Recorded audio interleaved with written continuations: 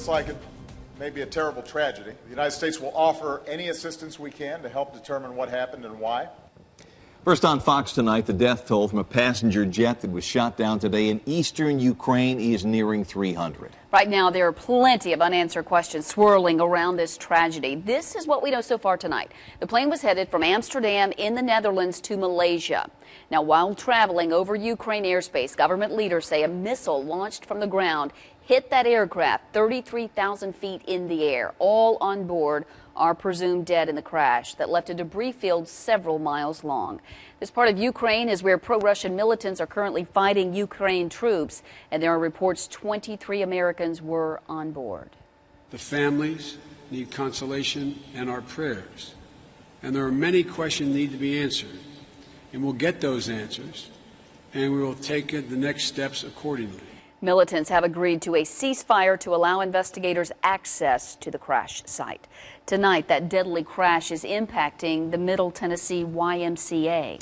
That's right. The Y has just launched a ministry outreach program in Ukraine. In fact, one missionary left Nashville today to head back there. Fox 17's Meagan O'Halloran is in studio now to explain.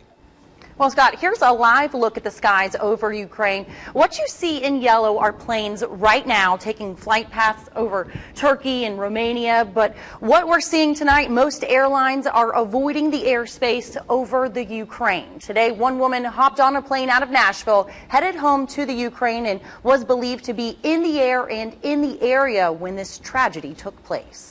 The YMCA in Middle Tennessee helped Ukraine native Tanya Kravchenko launch the Journey to Freedom ministry back in her home country.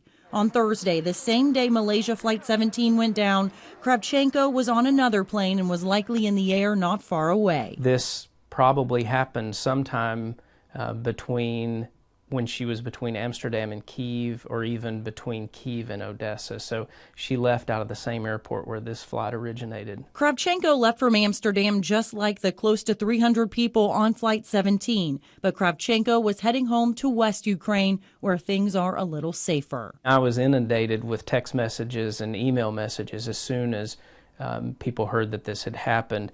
And I, thanks to technology, was able to reach out immediately and confirm that she had arrived home safely. Kravchenko was on her annual trip to Nashville, meeting with YMCA leaders, discussing how to expand the faith-based program in Odessa.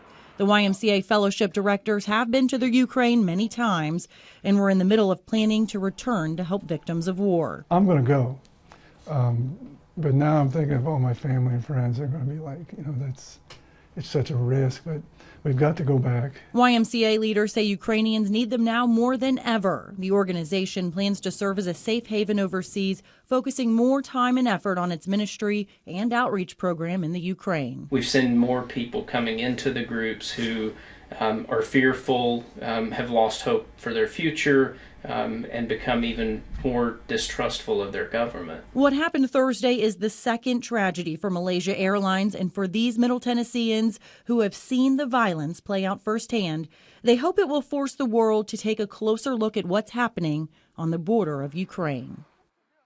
Will this have an impact on your international travel plans? We sit down with a local travel agent tonight at 10. Meagan O'Halloran, Fox 17 News. Thanks, Megan. Obviously, this story far from over, and anytime we get new information, 24/7, you can check it out at fox17.com or facebook.com/Fox Nashville.